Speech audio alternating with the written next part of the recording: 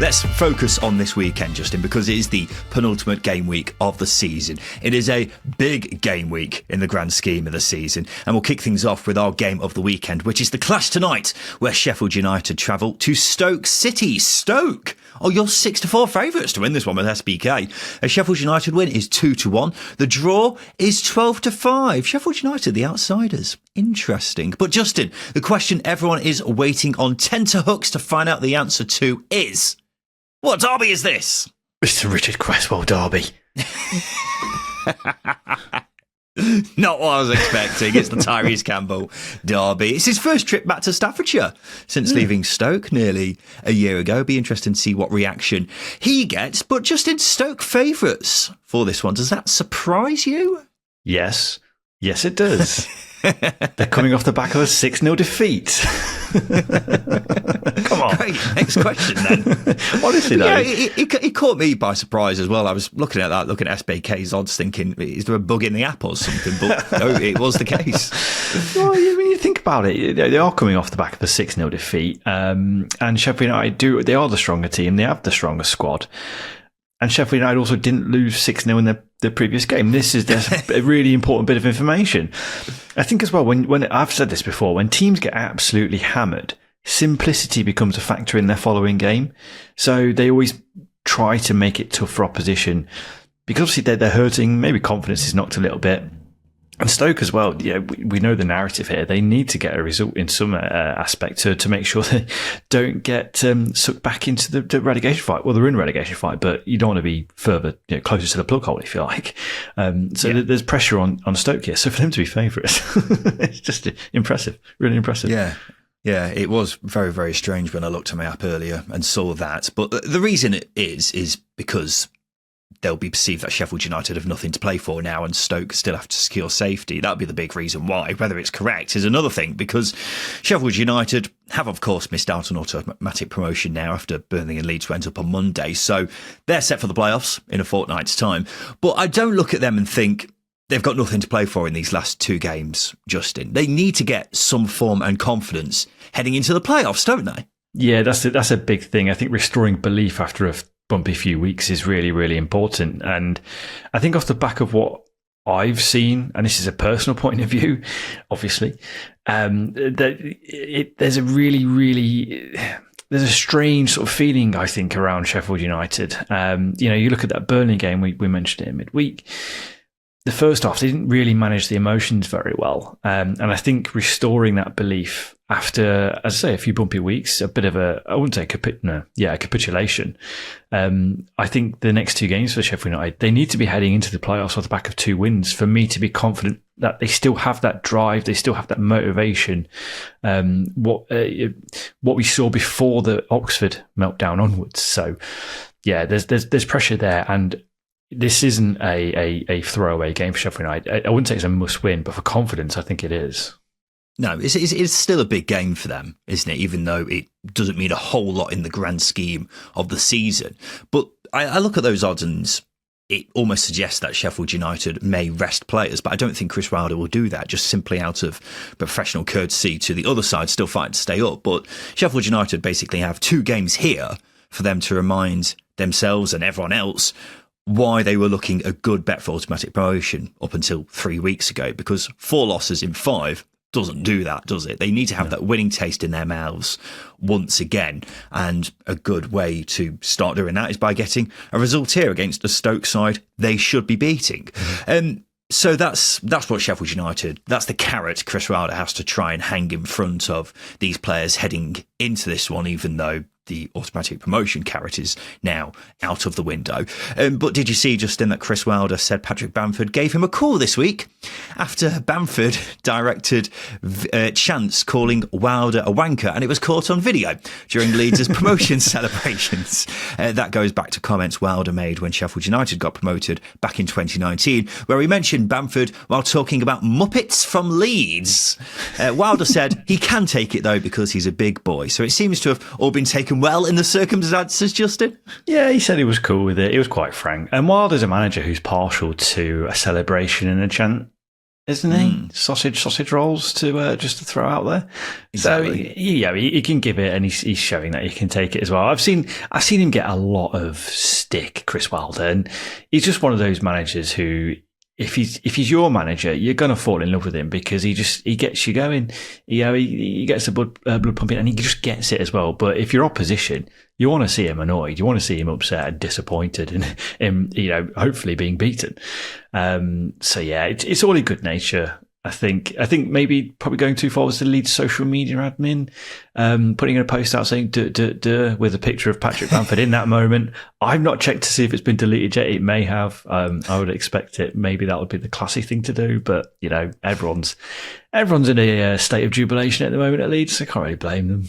It's not as bad as Burnley fans pitch invading on Monday and running past Wilder, calling him a wanker, is that's it? That's a bit much, yeah. That's a bit much. But yeah, by and large, the Bamford-Wilder thing, it's good banter. What would you say, Ryan? He's in their heads. That's what the kids would say.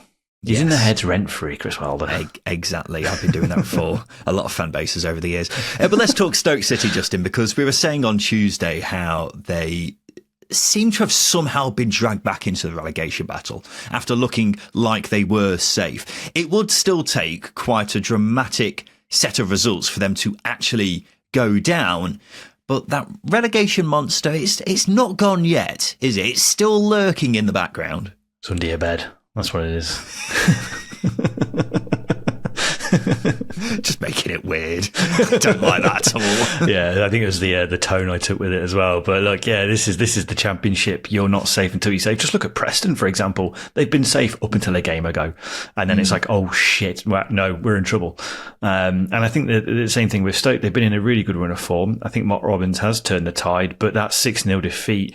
Look, Leeds were on it. They were really, really on it. They wanted something out of that, and like we said, in our previous episode, Leeds were toying with them.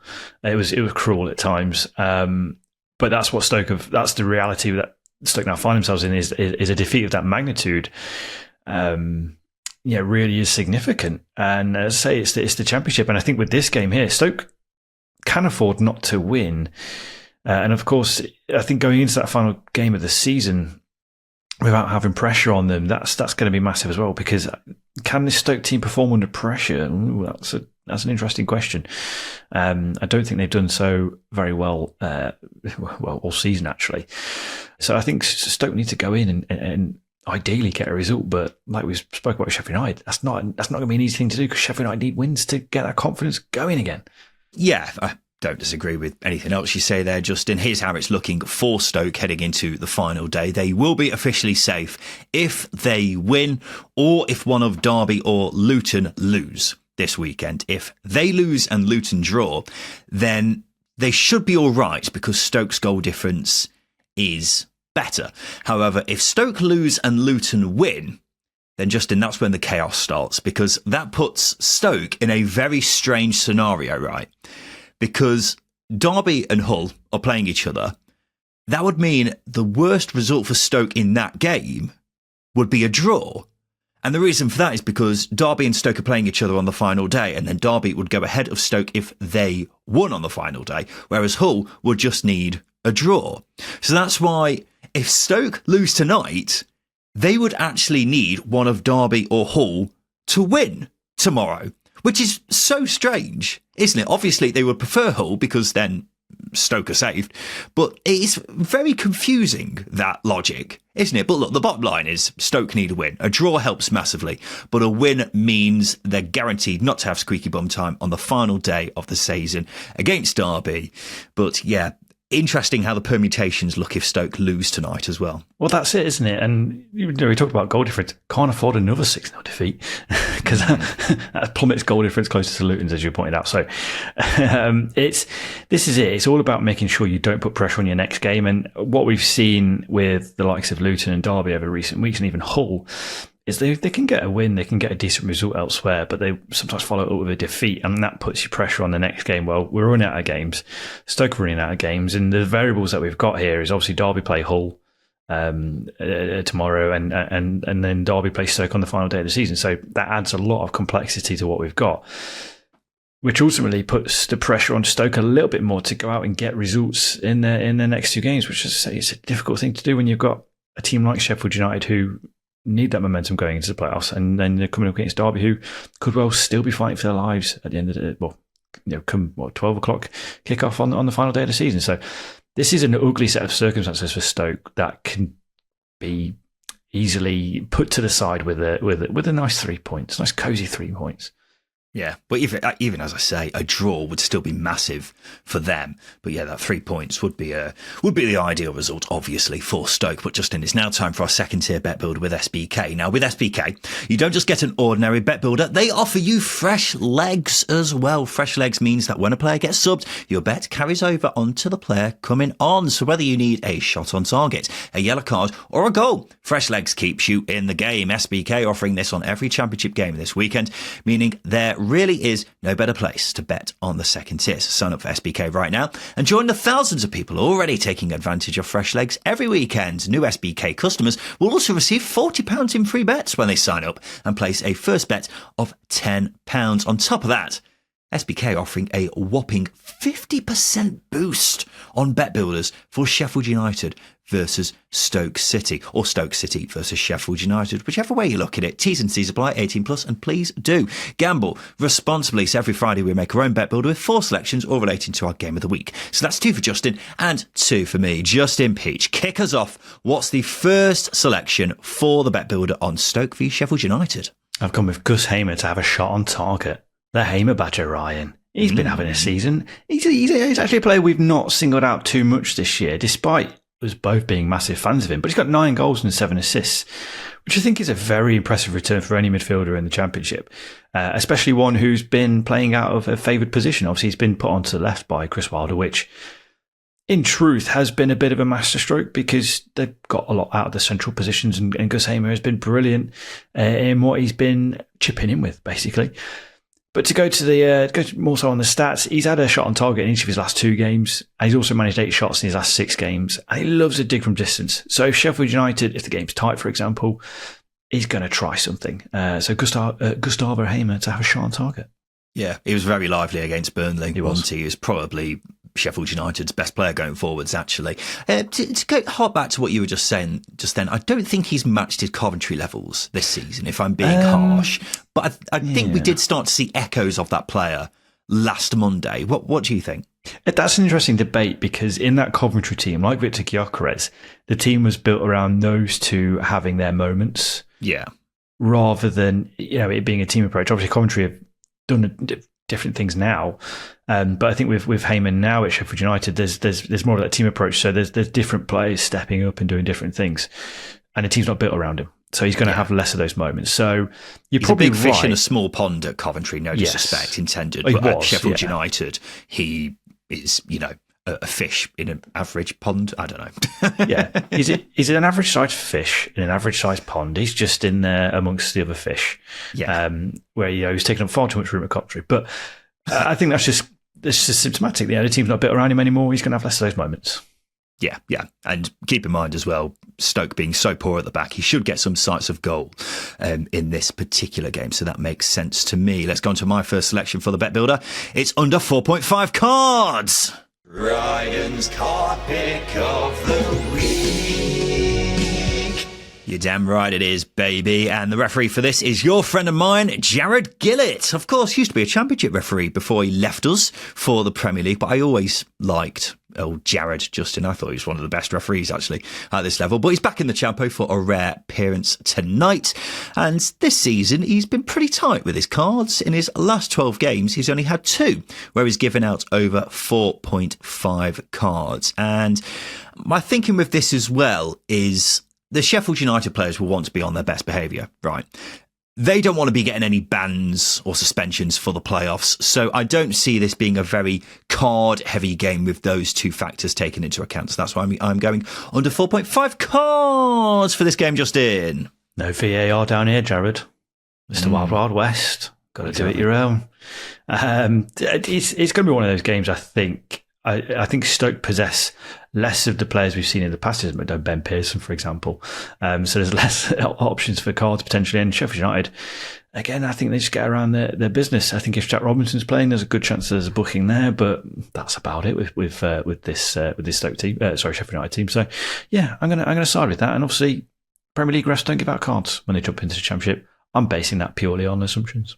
Yeah, that's based on no logic whatsoever, but it sounds right. Justin, what's your next selection for the bet builder? I've gone with over 2.5 goals. Now, there have been over 2.5 goals in 3 of the last 6 games involving Sheffield United, and there have been at least 2 goals in 5 of Stoke's last 6 games. So I think over 2.5 goals in a game where Stoke need a result, defensively can be got at, as we saw against Leeds last week, or on Monday, I should say. And they're going to be against a Sheffield United team who need a win for confidence, who boast a hell of a lot of attacking talent, by the way. Tyrese Campbell, Ben Brereton Diaz. I'll be here for half an hour naming all of these players. There's Tom Cannon against his former loan club, who he's still top scorer of, by the way. That's such a bad indictment, isn't it? Kiefer Moore, Ryan Brewster. There's goals here, baby. There's goals. Yeah, I think this game will be both teams to score, personally, but over 2.5s just gives us that bit of insurance in case Sheffield United just turn up and give Stoke a battering, essentially, which you definitely can't rule out. So this makes sense to me. And the final selection for the bet builder, Sheffield United to win. Yeah, 2-1 for Sheffield United to win against Stoke. Yes, please. I'll definitely be all over that. I can't really get my head around that. So, yeah, I know Stoke have a lot more at stake in this one than Sheffield United, but Sheffield United are simply a much better side. They need to build some form heading into the playoffs. And they'll see this as a great opportunity to just do just that. Stoke are actually in their best run of form over a 6-game period all season, which caught me by surprise. But in that 6-game run is a 6-0 thrashing they received at Leeds, which was very embarrassing on their behalf because they were shocking. And I wonder where their heads will be after that. So that, plus the fact they've been dragged back into the relegation battle, I fancy them to lose here and possibly set up a very nervy final day for them away at Derby County, Justin. That's it, isn't it? I think I don't know how Stoke will react to this defeat against Leeds. It's a heavy old defeat, and I think Mark Robbins is a switched-on coach. He will set them up to be very difficult to score against. But I just worry about where their confidence might be at, because we've seen time and time again that once the heads go down in this Stoke team, they stay down, and it takes a while for them to get out of a bit of a funk. So it's a nervy one, and when you've got Sheffield United, who are fueled by basically all the shit they've got over the past 7 days, because they've been giving it the big one, haven't they? And they've had it really slapped back in their faces, and now they've got to prove a point once again. So there's going to be a bit of an intangible there for Sheffield United to go into these next 2 games, get results, get wins, get momentum, and people believing in them again. Their fans, the players, everyone, the pundits, etc. And that'll be an important thing for Sheffield United. So I think a Sheffield United win is a good shout. But right at this stage of the season, it's it could actually easily go either way. But Blades have got the more tangibles, I think. Yeah, let's go through our bet builder then for Stoke versus Sheffield United tonight. We start with Gustavo Hamer to have a shot on target, under 4.5 cards, over 2.5 goals, and Sheffield United to win. A £5 stake on that bet builder returns £70 thanks to SBK's 50% boost on all bet builders for this game. But remember, if you don't fancy our bet builder with SBK, you can create your own bet builder from a range of markets. T's and C's apply, 18 plus, and please do gamble responsibly. Justin, before we have a quick break and talk about some of the other games cracking off in the Championship this weekend, I wanted to point the dear listener in the direction of the Second Tier YouTube channel once again and my latest video, because I've been reacting to our league table predictions from the start of the season. Now, initially, I thought it was going to be a complete and utter embarrassment, Justin. Of course, there are a few clangers in there, Luton to win the league, but actually, most of the teams we got in the right sort of area. I counted it, and more than half the teams look like they'll finish within 2 places of where we predicted them to finish. So it's only 4 or 5 we got horrendously wrong, actually. It's not actually as bad as I thought it was going to be. Yeah, there's obviously we had Watford in the bottom 3. I think if Tom Cleverley's not there, they go down because the squad is really, really poor. And we're seeing that now, actually. Tom Cleverley's got a lot of work to do, and I'll back him to do it. Then we've obviously Coventry, we predict them to go up automatically, and I think They may finish sixth as things stand, so it's not completely outrageous. They're in the promotion running, aren't they? Bristol City finish 8th. They're fifth at the moment. Yeah, we've got teams sort of there or thereabouts in the right areas. And as you say, there are 4 or 5 that we've got really wrong. I think Luton's obviously the outlier, and people will look at us and go, "Well, pair of idiots." Yeah. But look, parachute payment team. We know how well run the club is, and Rob Edwards was, his stock was incredibly high coming off the back of last season's Premier League campaign. Did not expect it to go as badly tits up as this, and it has done. Like no one did. No one did. Justin. Nobody did. I think you'll do well to find anyone who had Luton outside of the top 6 in their predictions at the start of the season. So us putting them top and them not being anywhere near. Mm-hmm. That looks bad because it's the first one you see who wins the league. So yeah, it looks bad, but I don't think anyone else would have had anything too different to what we said in that one. Yeah. But yeah, I don't want to go through every single one we got massively wrong, because I want people to look at the video and see what we did get massively wrong, because it is interesting looking back at what you were thinking at the start of the season and then how it's panned out. But yeah, as I say, we didn't do as badly as I thought we did, is the bottom line there, Justin. So keep your chin up, mate. I don't know, the chin's up. These things are impossible to predict, Ryan. If we could predict these, I wouldn't be doing a podcast every week. I'd be a millionaire, I think. I'd be a stock market man doing things on the stocks. Whatever you do with those. Not but with also, charge. But also, let us know what your predictions were, listeners. Let's just throw that around. Put it in YouTube comments. Put it in on socials and tag us. Put your abuse where your mouth is. They're not all abusive, mate. You need to focus on the ones who are nice to us and just say, yeah, we got it wrong as well. That's what we want to hear. So yeah, go watch that YouTube video and see how silly we were with certain picks at the start of the season. Justin, let's take a quick break. After that, we'll have a deep dive into the relegation battle.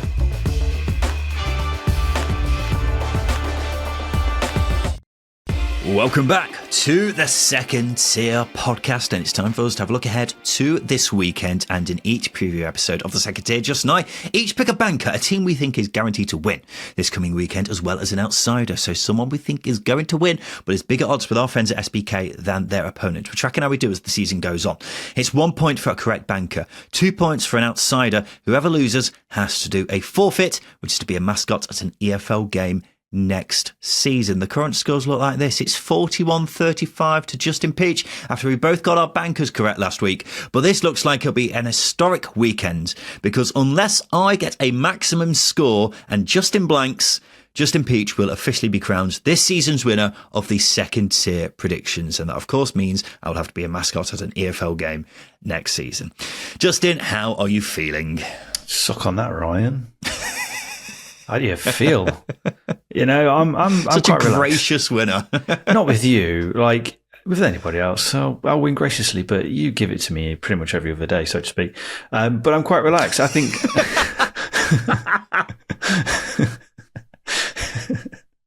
I think going into the final game of the season, I need to choose my words better. I think going into the final game week of the season, there's a part of me that really wants it to go down to the final day. That being said, if I can get it wrapped up this weekend, it's one less thing to worry about for me. Oh, wow. Yeah, well, it's about time you gave it to me for once. So I'm glad we finally got around to doing that. Justin, without further ado, let's get on to your banker for this weekend. All you need is literally 1 point to wrap up the season's predictions. So what have you gone for? Yeah, just like Liverpool waiting for the title to come in front of the fans. Luton to win at home to Coventry City on Saturday lunchtime is my banker. It's a huge game, and I think physicality is going to play such a big role in it. Such a big role. I think Coventry may struggle to compete with Luton on that front. I think physically in the final third, Cotton Morris is going to annoy a lot of people. Coventry defenders, Coventry fans, etc. Winning second balls has become a staple for Luton. And these are just very simple things, but there's simple things that are guiding Luton to potentially getting out of the bottom three and completing a great-ish escape. And I think that is a huge, huge thing. And also, I don't think Coventry are as desperate as Luton, which is mad. Coventry need the win to verify and solidify their place in the top 6, but desperation could really play a role here. And I think as well, statistical quirk, Coventry have failed to beat Hull, Plymouth and Derby in recent weeks. it's an interesting one that makes me sway more so with Luton. I think there's just a little bit more at stake here for Luton that will really, it's the intangibles that are going to push this game. Not the quality on the pitch, because Coventry have got more, as we've seen. But yeah, it's the desire that will do it for me, Ryan. Yeah, that's a very fair point. It's a big weekend in the season of Luton Town, isn't it? And we'll go through all the permutations for this weekend throughout the next 20 minutes or so, but this is how it looks for Matt Bloomfield's boys. Luton can't actually be officially relegated this weekend. In fact, they can't even be all but relegated this weekend either. That's because of Derby and Hull playing each other. So they're guaranteed to still have a fighting chance on the final day, whatever happens. However, it's interesting that the relegation battle, how interesting it looks on the final day, really comes down to how Luton get on. Because if they lose and Derby win, then Hull and maybe Oxford are the only teams Luton could realistically catch. If Luton draw, that opens the net wider, depending on how results go elsewhere. The dream scenario, though, is Derby and Luton both win. And then, Justin, we could potentially have absolute carnage on the final day with just 2 points separating 6 teams. Please, Justin, we need this to happen. Yeah, we do. We need to. There needs to be a sacrifice to the footballing gods here. I don't know what we do with that, but I want 6 screens on the final day of the season. I want to be watching 6 different games at one time.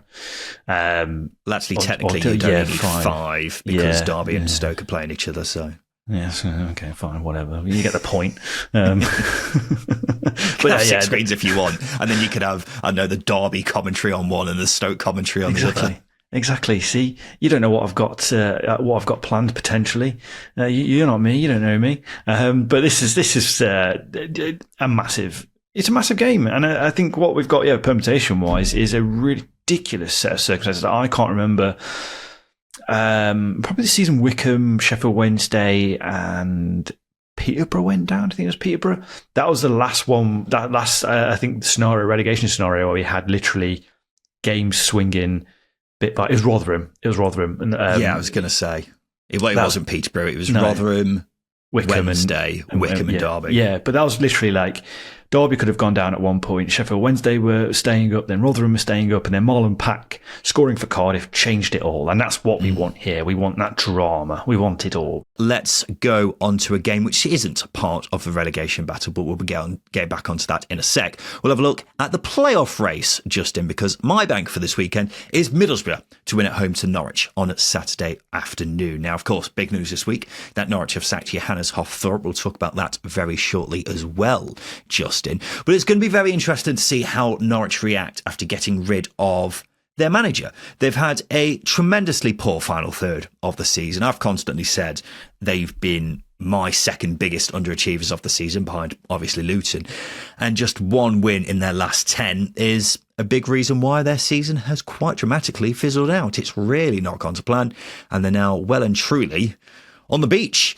And Middlesbrough, they're still holding out hope for the playoffs. They'll be hoping Luton do them a favour against Coventry, because that sets it up for a very juicy clash between Borough and Coventry on the final day. But Borough will give themselves the best possible chance heading into that if they get the job done here. Now, their form has been a bit rocky recently, 3 losses in 4. Haven't been playing particularly well for a while. But even then, I still think the level they've been at is higher than Norwich's, which has been especially poor for quite some time now. Plus, 4 wins from 5 at the Riverside for Borough. So they have to win here to keep up those playoff hopes on the final day, and I think they will do against Norwich City. Yeah, you're absolutely spot on. I think this is actually a really nice one to have as a banker on the sort of penultimate game of the season. Middlesbrough need a win, and they're coming up against a Norwich team who are sort of up in the air. And that's a really big point to bring in. I think that it sort of hands a little bit more control to Middlesbrough. That being said, when you just about bank on Middlesbrough to do something, they then don't do it. I think it's none more so than how often I've backed them as a banker this season, and they've completely screwed me over, to be really blunt. And I think not getting into the playoffs, there's a lot of pressure there for Middlesbrough. I've seen a lot of Middlesbrough fans want the season to be over this season, despite being in contention for the playoffs, which tells you, from an outsider's point of view, just what their opinion is on and how things have gone this year. I've also seen fans wanting the squad to be good, which might be a bit of an overreaction, but it hasn't really delivered this season. For example, they've not had a centre-back make over 30 appearances this season. Anthony Dijksteel and Neto Borges are natural fullbacks, and they've deputised at centre-half, so I'm not really counting those. But look, they've spent a huge amount of money this season, and if they were to miss out on a top six, I think that would be a huge underachievement. One of the big underachievers on the context of you suggesting Norwich are one of them as well. Yeah, well, the permutations for Middlesbrough look like this. They will officially miss out on the playoffs if Bristol City equal their result and Coventry better their result. Bristol City just need a win to confirm a playoff place. That's all they have to do this weekend. If Coventry don't better Middlesbrough's result, then that leaves us with essentially a playoff place on the final day. Coventry v Middlesbrough, which is, that is so tasty. That's what we like to see, isn't it, Justin? Made even tastier by Borough's goal difference being better than Coventry's. So that's why this game in particular is so important, not just to, keep the playoff race intact heading into the final day, but to decide how they're both placed heading into that game, Justin. It's fascinating. Well, if you look at our bankers, I've gone for Luton and you've gone for Borough, and that is, just not good for. No, it's not good for Coventry. We have no impact on either of those games other than just talking about them. But if things are going to go the way we want them to go, then we've got a tasty final day on our hands with potential for several teams in a relegation fight, and you got Borough Coventry showdown on the final day of the season as well. It's a tasty couple of weeks. It really, really is. But Justin, let's touch on Norwich sacking Johannes Hoff Thorup. It was announced after our episode on Tuesday in typical podcasting fashion. But Jack Wilshere has been put in charge for the final 2 games, which I love to see. But what did you think of the Thorup sacking? Were you shocked at all when you heard that news? There are 2 ways of looking at it. I am shocked because I thought this was a long-term project. You're going to go through the motions with it. You look at Daniel Farke's first season at Norwich, it didn't go very well, did it? Let's be honest. I think they finished around 14th as well. I can't remember exactly, but it wasn't a good season. And then they followed it with a promotion-winning season. So it's hard to judge teams or managers coming from other countries. Firstly, in their first years, it's not always going to be a huge amount of success, but also, Thorup has had a lot of transition to deal with and a lot of new players coming in. He's had a lot of injuries impact his season as well. In fact, I read a stat from NCFC numbers on Twitter that suggested Thorup's tried 43 different variations of his starting 11 in 47 games, which tells me, firstly, injuries have impacted that. But also, he's not settled on his squad. And okay, you could argue they should be. But at the same time, if he doesn't believe in certain individuals, then you've got to look at those in charge of recruitment and ask them if they've brought in the right players. So I think it's harsh based on the long-term project. But obviously, form in the past 6 weeks has been terrible. Well, I've frequently said Norwich have massively underachieved this season. I think when you spend as much money as they have, dropped as many points from winning positions as they have, and look as if you're going to finish in the bottom half when you have Josh Sargent and Boya Sayeens in your team, that is an outright bad season. But I never thought Thorup should be sacked, because I always viewed this as a transition season. Even though there's been a lot of negatives, there's been a few positives as well. And he's a young coach dealing with his first season in a different country. My questions are more aimed towards the club hierarchy. The sporting director sacked David Wagner last summer to specifically get this guy in because he thought he was the guy to lead this new era. And now he sacked him less than a year into that new era. And yes, there are things that could have gone better, but abandoning him so soon seems strange. And I'm just increasingly finding myself questioning Ben Napper, the new sporting director, because you've got the sacking, but also all the signings he's made this season have been terrible. Yeah. £27 million they've spent, and none of them have had any impact really at all this season. And I've seen a lot of Norwich fans questioning what direction the club is going in now. I'm joining them in that after this decision in particular. I'm just very confused about what the long-term plan is here. Yeah, well, Napper admitted to getting the appointment wrong, but seemingly has not admitted to getting any of the recruitment wrong, which I just find peculiar. Obviously, he's never going to admit double damage, but ultimately he's responsible for the direction of the club. And his first big decision was to sack Wagner and bring in Hoff Thorup, and unfortunately, that's Hoff Thorup, and unfortunately, that's not delivered. And then to abandon the project so soon into it, it just leaves me a bit uneasy. Maybe there's the potential to go and get Russell Martin, who's obviously a former Norwich player, held in very high regard at the club. There might be conversations going on there. We don't know. But at the end of the day, I think this does raise a few more questions of Ben Napper, the sporting director, and obviously the new owners as well. And that's all. And I think that's absolutely fair to question it. I think the fans do deserve a bit more clarity, but whether we get that or not, I don't know. Very strange. One positive from this situation, though, is we get Jack Wilshere v Aaron Ramsey on the final day of the season. Both caretaker managers at their respective clubs. Who'd have thought? Not me. But there we go. There were mine adjustments to bankers for the weekend. Every week we combine these two selections with a bet on the full-time results of our game of the weekend to create our very own second-tier featured accumulator with SBK. And as per usual, we're including one of our outsiders, which we put to you, the listener, to decide who else gets included. So this week, we're going for Sheffield United, Luton, Middlesbrough and Derby, all to win. Derby being Justin's outsider for this weekend. Justin, you've been chosen again by the listener for the accumulator. Are you happy with that? I think they just like me better. I don't think they're actually paying attention to what I'm picking. I think it's just me as a human being. They just prefer me, and that's fine. Yeah, you're more than happy to make it personal. That's all up to you, mate. Sheffield United, Luton, Middlesbrough, Derby, all to win. A £10 bet on our accumulator returns £446. Thanks to SBK's 20% boost on all multiples with 4 or more selections. T's and C's apply. Over 18s only. And please do gamble responsibly. There we go, ladies and gents. You've heard it here first. Justin Peach has Derby County to win away at Hull on Saturday afternoon as his outsider for this weekend. A huge game. But Justin, why are you going with the Mighty Rams? Why am I going with the Mighty Rams? Great question. Look, Derby have to beat Hull. Luton's form, I think, is a terrifying prospect for Derby. They're finding ways to win, and like I've alluded to, they're coming up against a Coventry team at the weekend who may struggle with the physicality that Luton are going to have on offer. And Derby, obviously, with that, I think they need to go away and get 3 points at Hull, because not only does that keep Luton at arm's length, or obviously 11 on points if Luton do get the win, but also it drags Hull right into it. Just another team you just want to be in there with you. Going into the last game against West Brom, away at West Brom, by the way, it was a deserved 3-1 victory.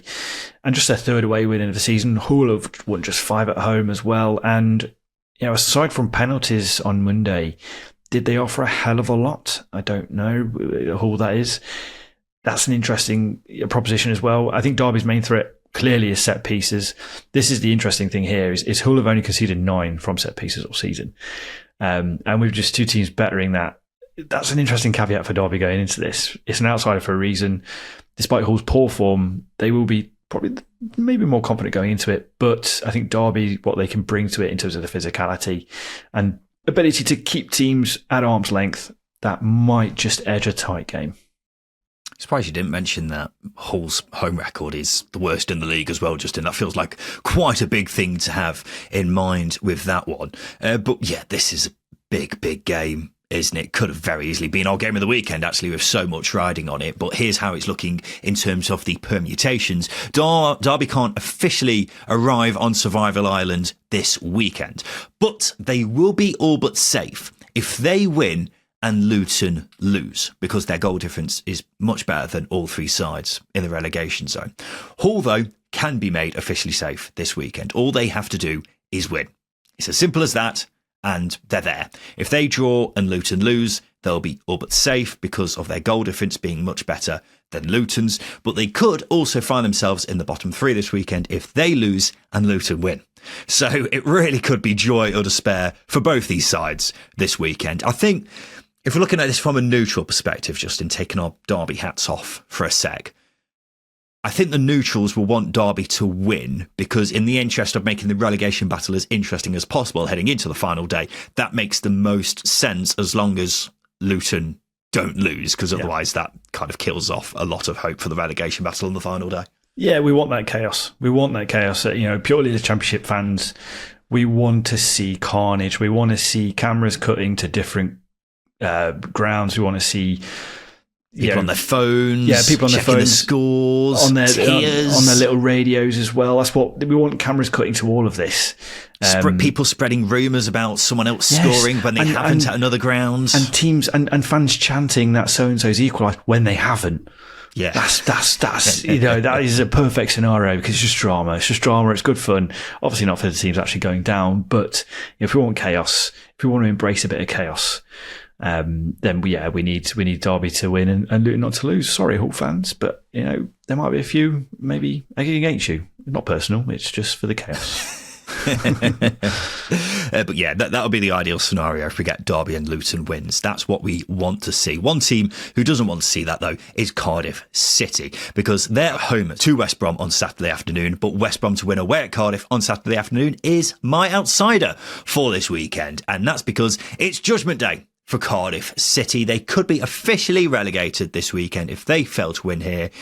They're all but down anyway. So they need a performance, but it's hard to be encouraged by a side who have won just 5 of their last 31 league games. They're without a win in 6, have failed to beat some not great sides in that time like Oxford, Stoke, Preston. And so it's difficult to see them getting that win they so desperately need against West Brom. In fairness, West Brom are struggling. 5 losses in 6 led to Tony Mowbray losing his job on Monday, and their season's over now because they're not going to make the playoffs. But the way I see it, the pressure's off now. You've got James Morrison in caretaker charge, which I love, by the way. So many players from my childhood are now championship managers. I love it, but it's scary at the same time. But he's a popular figure at West Brom. And so would it really be a surprise if they turn around and play much better here? We've seen it happen a million times before, so it wouldn't be a surprise, would it? But also, plain and simply, West Brom are a much better side than Cardiff, and this is a Cardiff side pretty much succumbing to relegation at this stage, so that's why I'm going with a West Brom win tomorrow. Yeah, elite players from our childhood in as coaches of the Championship clubs, Aaron Ramsey, Jack Wilshere, and checks notes, James Morrison. I tell you what, though, you could make a decent team out of players who are now managers in the Championship. You've got those 3 you mentioned there, Michael Carrick, Scott Parker, Gary Rowett. It's a good midfield, isn't it? It's a really good midfield of Carrick, Wilshere, Ramsey, and Scott Parker. That's a tasty old one. John Eustace Lampard. as well. How could we forget Lampard? An egg. That's a pretty obvious one to forget, isn't it? Yeah, and then you've got Gary Rowett, as you said. But yeah, going on to the game, it's a huge one. And I think with Cardiff fighting for their lives, it adds an element of complexity to it. But how much of a sucker punch is that equaliser from Oxford going to be on this Cardiff team? Cardiff were on for 3 points. I think it was something that's gone under the radar. Is Cardiff's performance against Oxford on Monday was much improved under Aaron Ramsey. Okay, there was a low bar set by Omar Reeks' Cardiff, but what we saw with that Cardiff team was they're having a little bit more of a go. They were pressing a little bit higher. There was good signs, more good signs than we've seen recently. But going 1-0 up didn't kill the game off, and Oxford scored their only shot on target from 35 yards. How much of a confidence killer is that going to be? That's the key thing here. And you got West Brom here who can let loose a little bit, can maybe express themselves. Grady Diangone has been announced that he's potentially going to be leaving. Well, he's going to be leaving the club at the end of the season. So, it might be a bit of a farewell tour in the last couple of games as to what we could see. But I think it's being a free hit for West Brom. In the discernible quality that they've got over Cardiff, that could be the key thing here. But yeah, it's a game that Cardiff are fighting for. It's going to add a difficulty there, but with West Brom, maybe. Pressure's off, isn't it? Exactly. People always say, "Oh, they're on the beach," but I do think that sometimes goes one or two ways, where a team is off the beach because they've got no motivation, but also the pressure's off, so they're able to express themselves a bit more, and that may play into West Brom's hands here. But here's the permutations for Cardiff: they will be all but down, whatever happens, if they lose to West Brom, because their goal difference is much poorer than Derby's. But Cardiff will be officially relegated if either Derby or Luton better their result. If Cardiff win, then they can't be officially relegated this weekend, no matter what results happen elsewhere. The bottom line is, though, Cardiff must not lose, and even then, a draw might not be enough, Justin. That's basically the bottom line here for Cardiff City. Yeah, it's a must win. And again, you're looking at that. I do honestly really do think that Oxford sucker punch they suffered with that goal, and then obviously dropping points when everybody was winning.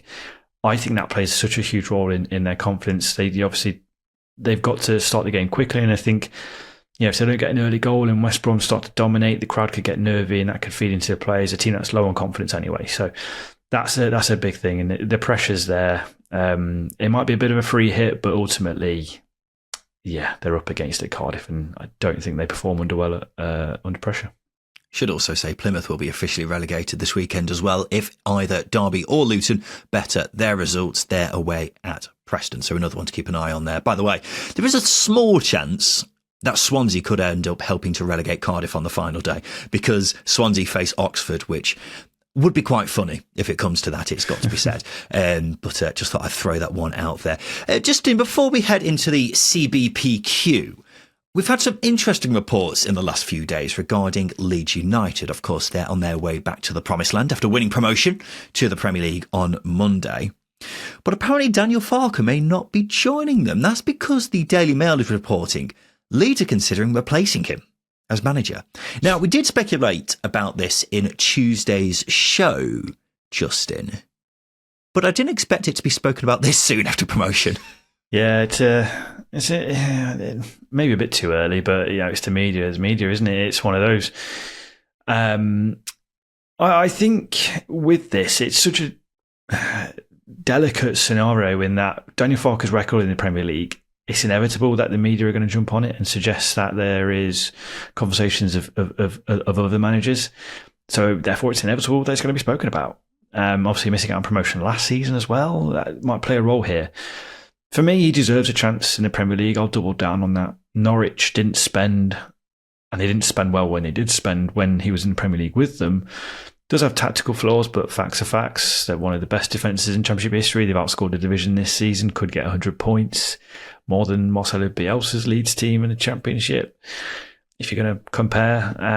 So I think he's earned the opportunity, but at the end of the day, Leeds are an ambitious club. Is staying up enough for them? Is just staying up enough for them? Probably not. They want a little bit more, I reckon. No, I don't agree with that. I think staying up is enough for them, but the sad fact of the matter is Leeds need all the help they can in the Premier League to stay up, simply because the gap between the Prem and the Championship is so big, it makes it extremely tough. And so heading into the season with a manager who's got the worst points per game record in Premier League history for a minimum of 25 games, he's not giving Leeds the best chance possible, is it? So maybe Daniel Farke has learned from his past experiences, I don't know. But if you're in the shoes of the Leeds hierarchy, can you really afford to be taking that chance? That's the question. So unfortunately for Farke, this does make sense. It's very harsh, obviously, but it does make sense. So while these are just reports right now, I really wouldn't be surprised if there's fire with the smoke on this one, Justin, which is a shame, as I say. Yeah, I want him to be given the opportunity, because I just don't think we've seen him in the Premier League with the resources you need to prosper. But his top flight record obviously isn't the best with Norwich. So there are things there that just aren't working in his favour. And obviously with him being in his second season, that might also play a role. So it wouldn't be a surprise to see him go, but he deserves a chance. May I put something in your ear just a sec, Justin? Go on. Daniel Farke back to Norwich. That would be naughty. Very naughty. Would it be surprising, though?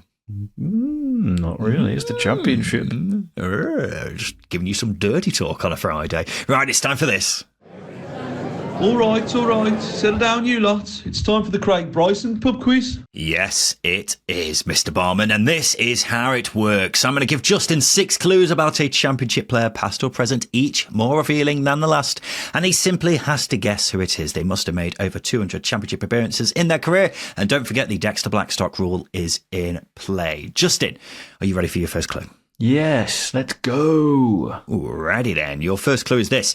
I've made 343 appearances at Championship level, scoring 84 goals. Crikey. I don't know whether that's a good goal record or not. Richard Cresswell. I've already mentioned him today.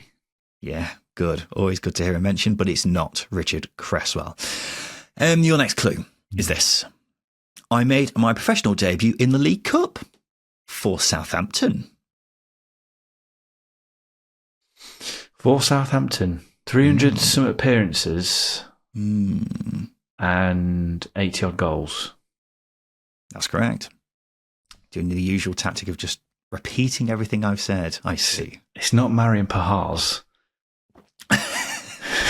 Good to hear him mention that. I will throw out there. Balls, just James Beattie. James Beattie. It's not James Beattie. Good to hear him mention, though. Your next clue is this, Justin. I'm now reportedly worth £8 million after investing in properties and becoming the CEO of a pharmaceutical company. Fantastic. What's your knowledge of pharmaceutical company CEOs like nowadays? I don't read The Economist anymore. I used to at uni. Did you? Yeah, I did business as a course, didn't I? So just trying to be relevant. Yeah, fair enough. Didn't see this? Didn't cop up on The Economist anymore? No, I'm just trying to think of entrepreneurs that used to be footballers. Henry Lansbury was one of them. Matthew Flamini's another. But no, nothing from Southampton. Next what does clue, Lansbury please. do? He's got that lawnmower thing, hasn't he? I'm sure he has. I thought that was just a celebration that he did. No, I think that's. I think it's. I need to. I'm going to double check on this after, actually, because I think it's actually a business venture of his. So something to do with lawn care, I think. Interesting. This is your fourth clue, Justin. I have the rare distinction of nearly making every league appearance in my career in the Championship, only making 9 other appearances in the Premier League with Southampton. So he must have come down with Southampton. Oh, you little sod. Rotter. Yeah. He must have come down with Southampton back in the mid-2000s. Could have gone up with Southampton and then barely played. No, because that's a long time to be playing in the Championship. Not necessarily. Oh, maybe it's. Oh, balls. I don't know. No balls. Balls to the wall. Justin, would you like your penultimate clue? Yeah. Interesting.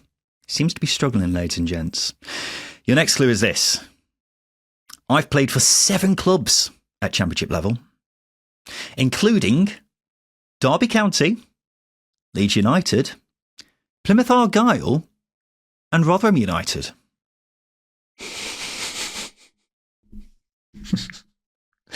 You know it? No. Plymouth. Oh, okay. I wasn't sure if that was a smell like, oh, I've got it, or a smell of you bastard. So he's played for Plymouth, Derby, Leeds, and Rotherham. Plymouth, Derby, Leeds, and Rotherham. Plymouth, Derby, Leeds, Rotherham. I don't know. Ooh, interesting. Would you like your final clue, Justin? I might have to have it. Yeah. Here we go. This is big, ladies and gents. Justin hasn't got one wrong all season, by the way. So this is a big moment in the CBPQ for this season. Your final clue is this, Justin. I enjoyed my best goal-scoring form at Queen's Park Rangers, where I had 2 seasons scoring double-figure goals. It's a Dexter Blackstock rule. The man who formed it. It's old DB. It's Dexter Blackstock himself. Oh. One of us was going to try it at some point this season. Yeah. And I very nearly bloody got him right at the end. I wasn't sure if you remembered him playing for QPR because I mostly think of him playing for Forest. But I thought if I just subtly leave that one out, it may catch him out. Yeah, the pharmaceuticals now, I have read that story. There you go. And I was right. It was the mid-2000s. Yeah, you were. I was trying to throw you off that bone as well. Yeah, that was a clever one. Yeah, you can't tell he skirts the rule because, with the greatest respect to him, he's not done an awful lot of interesting things in his career. What? How does it skirt the rule? He is Dexter Blackstock. Exactly. He's the line. The Dexter Blackstock rule, for anyone who's not aware, is they must be at least as relevant as Dexter Blackstock. No one is as relevant as Dexter Blackstock as Dexter Blackstock. But that's what I mean. He is the line. Exactly. It's precarious. It's a thin line, but he is the line. He is the line. And playing over 300 something games, he's got a decent goal scoring record as well. And maybe if he'd got promoted to Forest, because he played them under Billy Davis, if I remember rightly, then it would have been a lot more of an interesting. He wouldn't be the rule, is what I'm saying. It's mad though that he's played 343 games in his career at Championship level and has only made 9 other league appearances outside of the Championship. Like he must have the highest ratio of Championship appearances compared to other appearances in the league. I don't know. Someone may be able to point someone out to me, and I don't care about some youth player who played like 10 games at Championship level and then did nothing else in his career. Dexter Blackstock must have the most in that regard. But anyway, I'm rambling. Ladies and gents, that's been the Craig Bryson pub quiz. Someone's finally tried Dexter Blackstock and we nearly got him in the end, ladies and gents. But this has been the Second Tier Preview Show brought to you by SBK. We'll of course be back again on Sunday to review the penultimate weekend in the Championship season. It's a biggie and we look forward to seeing you then for that. This has been the Second Tier Podcast. I've been Ryan Dilks. I've been Justin Beach. And a big thank you for listening.